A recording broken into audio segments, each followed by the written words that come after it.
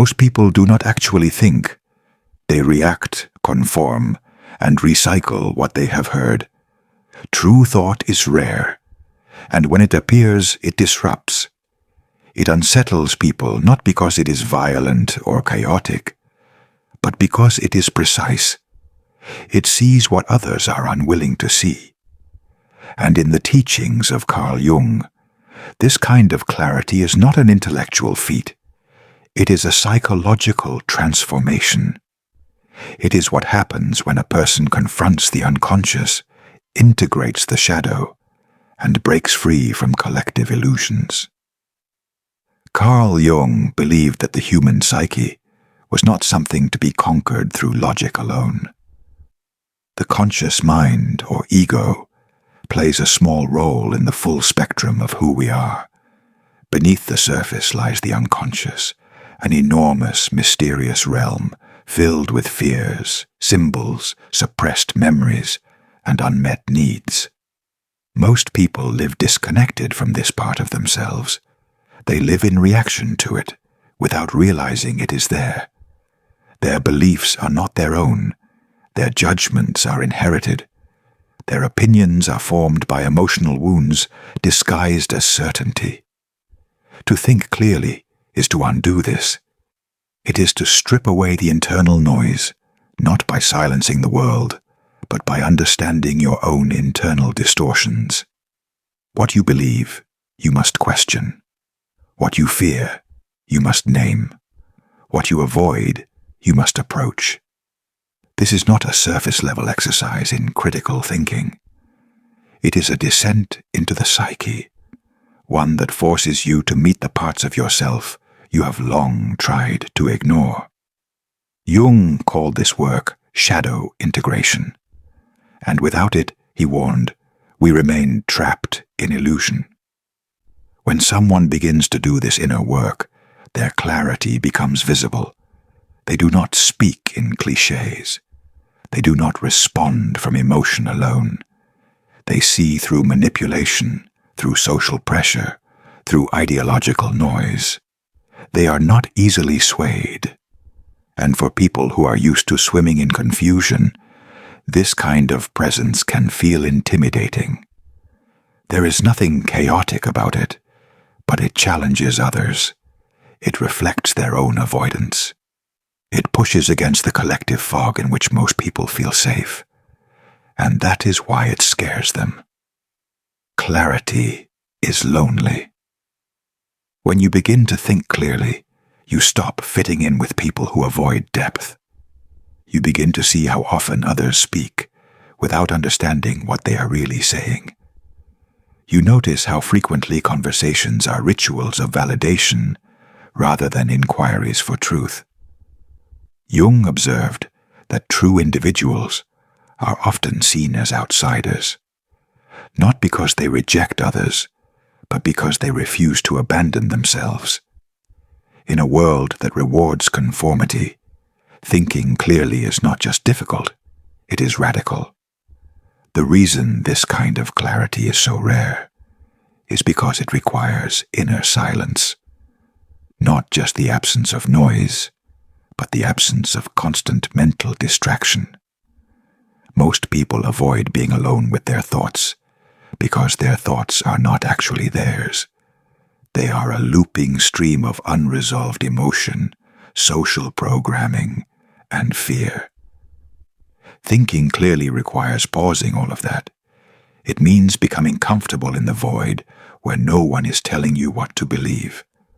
It means making space for insight to rise from within, not from the next piece of content you consume.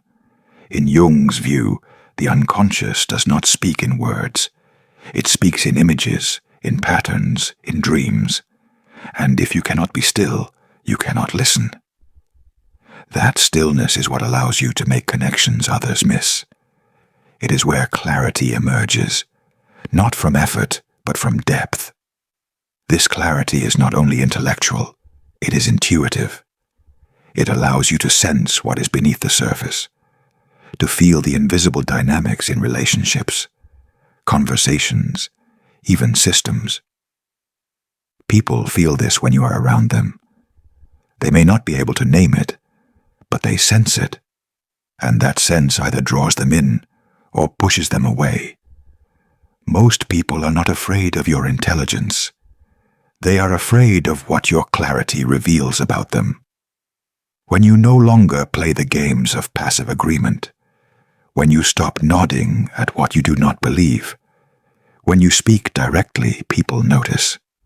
Some are inspired, others feel exposed, because clear thinking does not allow for hiding, and hiding is what most people are doing, even from themselves. To think clearly, you must be willing to let go of what feels safe. You must be willing to confront the stories you have told yourself. You must be willing to be wrong, not once, but again and again, until you reach something solid. That willingness is rare. It is uncomfortable.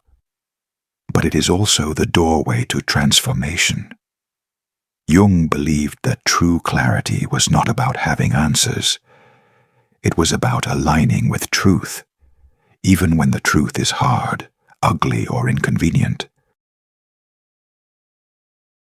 Clarity of thought is not about being perfect, nor is it about being endlessly analytical. It is about alignment. And that alignment begins with the willingness to see what is, not what you want to be true. This is why most people avoid it, because seeing clearly often means recognizing that much of their life has been lived unconsciously. Jung believed that the ego, or conscious mind, is deeply invested in maintaining its image. It does not want to be wrong. It does not want to admit vulnerability. But the moment you pierce through that resistance, something incredible happens. You start to feel free. This freedom is not loud. It is not about declaring independence or arguing with the world. It is silent. It comes from the realization that your inner world is no longer governed by external noise, that you can observe your own thoughts without being controlled by them, that you can choose your responses instead of being dragged by impulses. When you begin to think from this place, your words carry weight. Your presence changes. You are no longer just another echo in the crowd.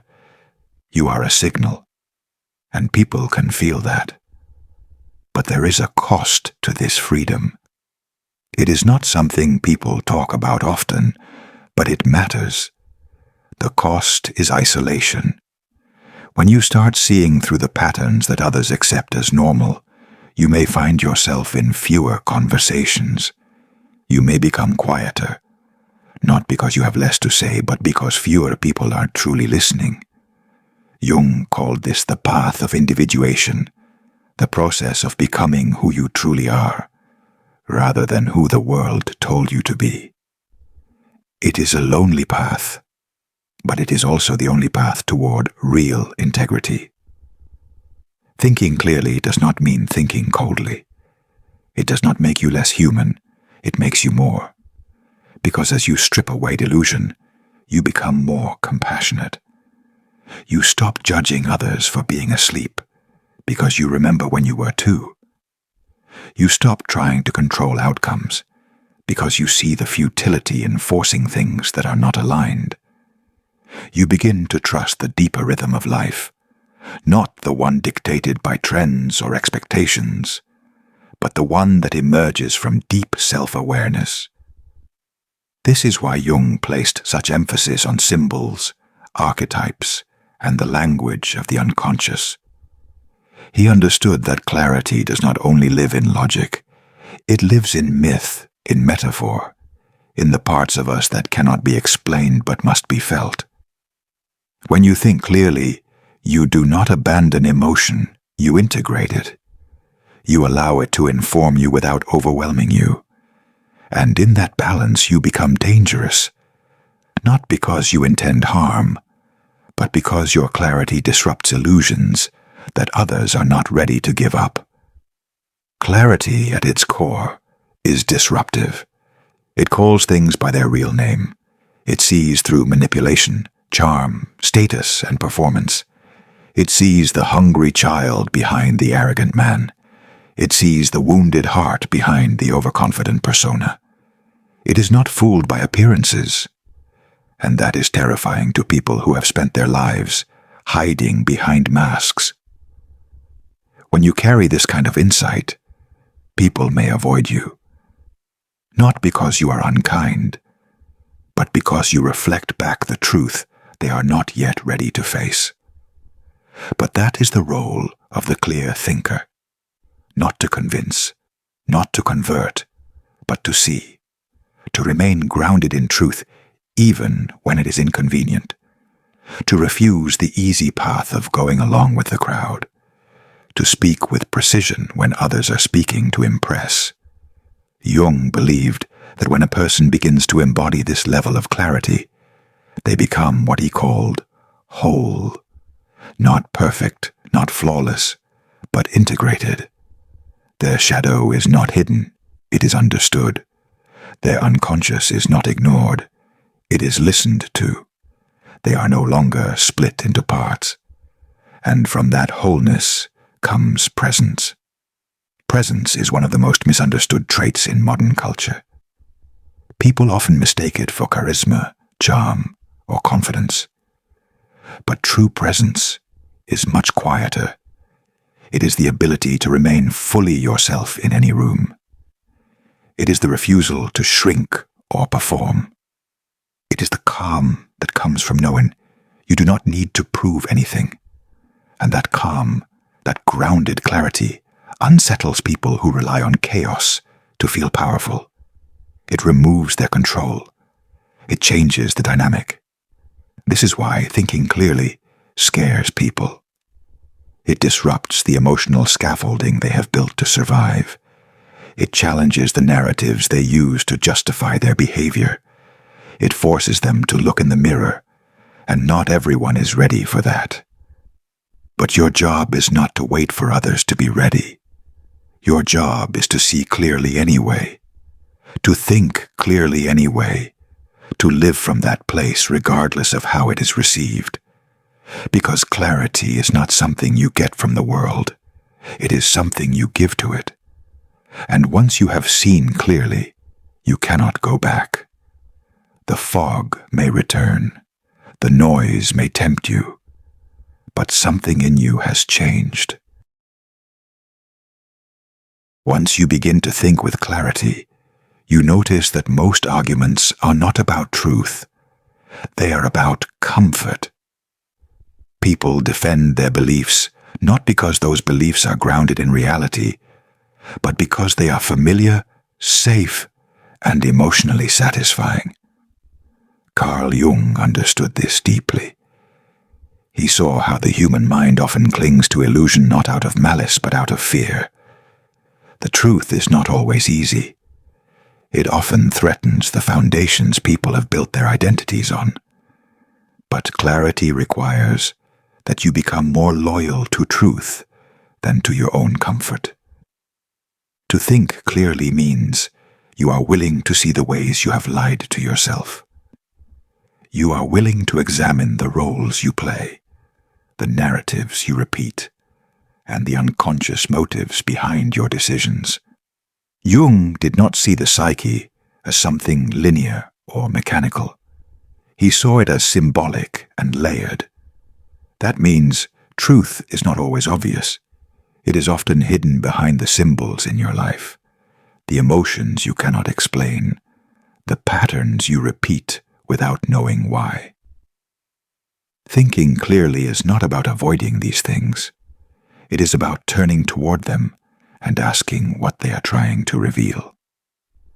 This process changes your relationship with your own mind.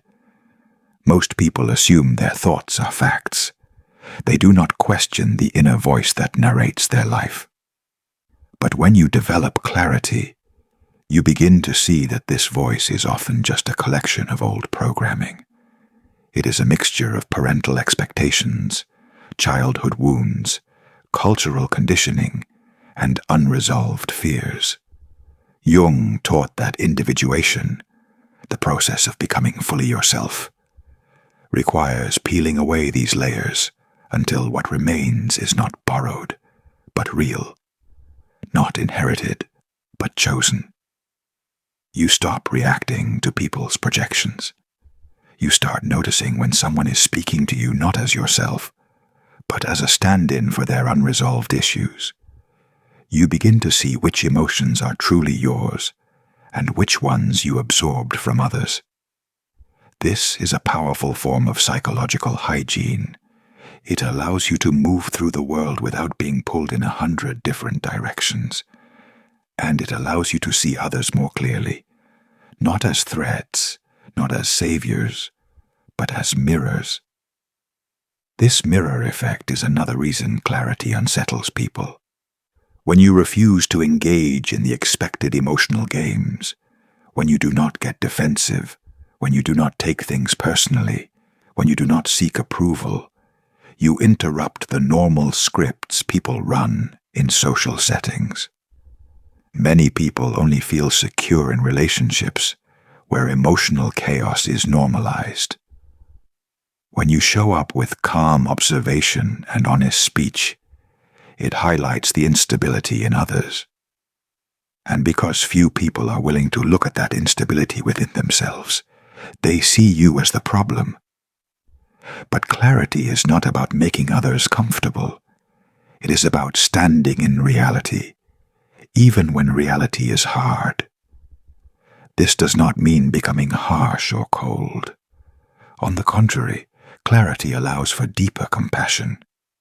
When you no longer need to defend a false self, you are free to listen deeply. You no longer judge others for being confused or reactive, because you understand what it takes to break through that fog.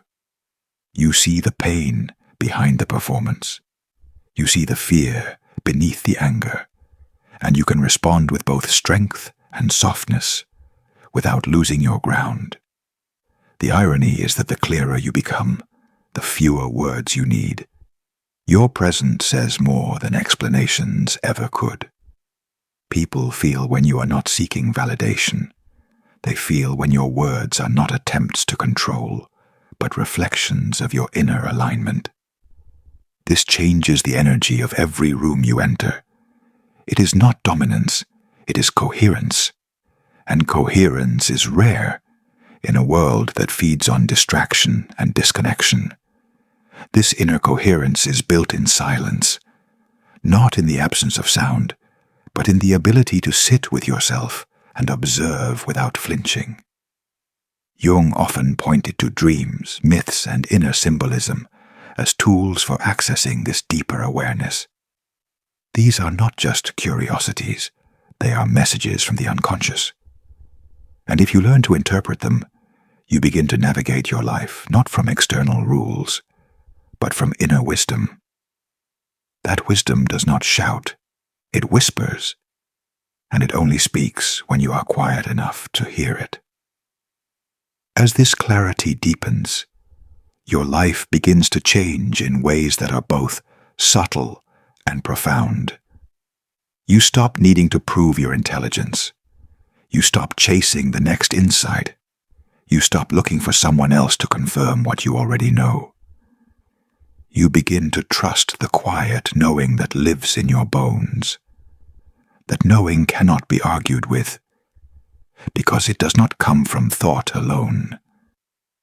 It comes from integration, from having faced your darkness and not run away.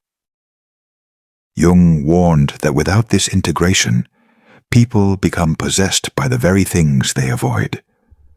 The more you repress your shadow, the more it controls you. The more you avoid discomfort, the more your thinking is warped by fear. Clarity requires facing all of it, your rage, your envy, your insecurity, your shame. And when you do, those forces lose their grip. You begin to think not just logically, but cleanly, with nothing hidden, nothing distorted, nothing denied. And yes, this can scare people. Not because you are dangerous, but because your clarity reveals the chaos they carry. Your grounded presence shines a light on their confusion. Your calm questions interrupt their self-deception. And if they are not ready to face themselves, they will push you away. But that is not your concern. Your concern is to remain clear, to remain honest, to keep walking the path of truth, even if you have to walk it alone. Because eventually you find others who see as you see, who value what you value. And in those connections, something powerful happens. The clarity multiplies. It sharpens. It expands. It creates a space where real growth, real dialogue, and real transformation can occur.